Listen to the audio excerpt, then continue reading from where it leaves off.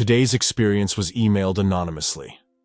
As such, there isn't a name to link to it. The person describes in their experience getting to see Jesus, who showed them two different futures. The experiencer, before leaving the presence of Jesus, asked one final question. If you like near-death experiences, consider subscribing. Also like the video so you can receive more interesting and eye-opening stories. Get comfortable, grab a cup of coffee or tea, and let's dive into today's narrative. Hey there, I wish to share my own near-death experience, but I also want to remain anonymous because my own family turned against me when I first told them about it. They called me crazy and worse. Even my parents, whom I no longer talk to, tried to force me into counseling with the pastor of our church. How difficult is it for a true believer in God to accept that He has the power to show us things beyond this earthly plane of existence? You are welcome to use my experience on your channel. However, I do request to remain anonymous because people's reactions to hearing about a near-death experience tend to bring out the worst in them, and I don't want or need that negativity in my life. My near-death experience occurred in the early 1990s when I was a college student living in the dorms and indulging in excessive partying.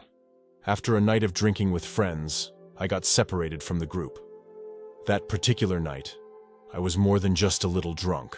One moment we were all bar hopping along the university strip, and the next I began to feel extremely hot, so I excused myself and stepped outside for some fresh air. Once I regained my composure, or whatever word is appropriate, I returned to the bar but couldn't find anyone from my group. Later, I found out they thought I had left and continued on to the next bar. After wandering through the club for what must have been at least 20 minutes, I decided to head back to the dorms. This is where things started to become blurry for me. I remember stopping along the way to rest on a bus stop bench and then deciding to lie down for just a minute. I have no idea how long that minute turned into because I passed out. When I woke up, or at least I thought I had woken up, I found myself looking down at the bench. It took me a moment to realize two things. Firstly, I no longer felt intoxicated, and secondly, I was staring at my own body lying on the bench. Although this should have been incredibly unsettling, it wasn't.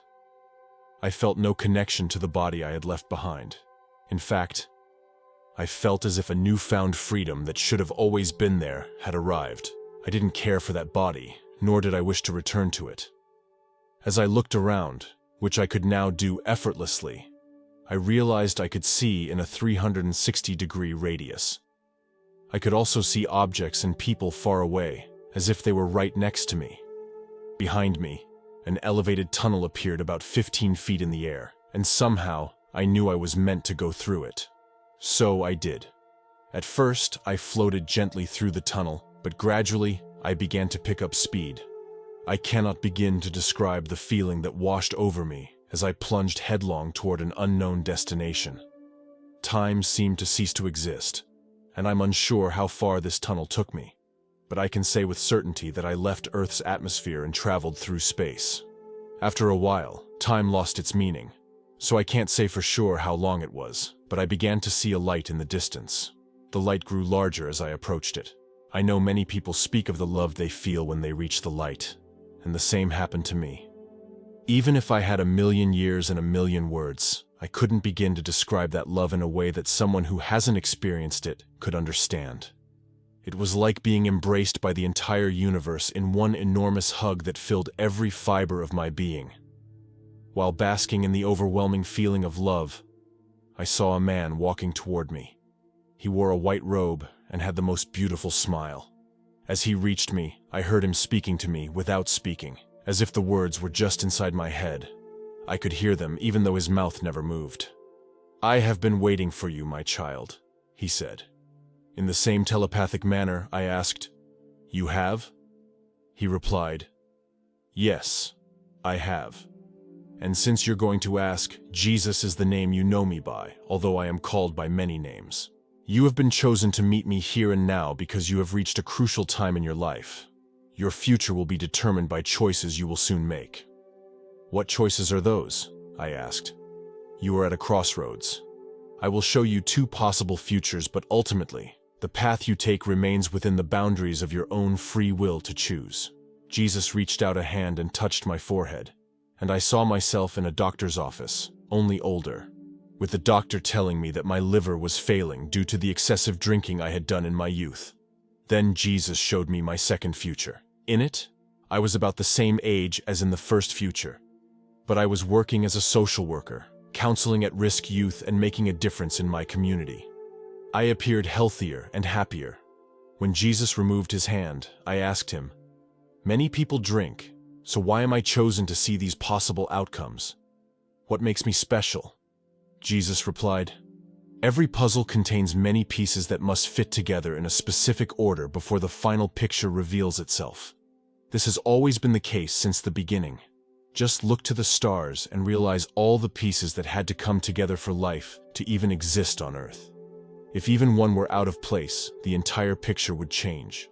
I cannot say why you are such an important piece, but I do know that you were chosen to be shown. Now, return to Earth and become the piece you were intended to be."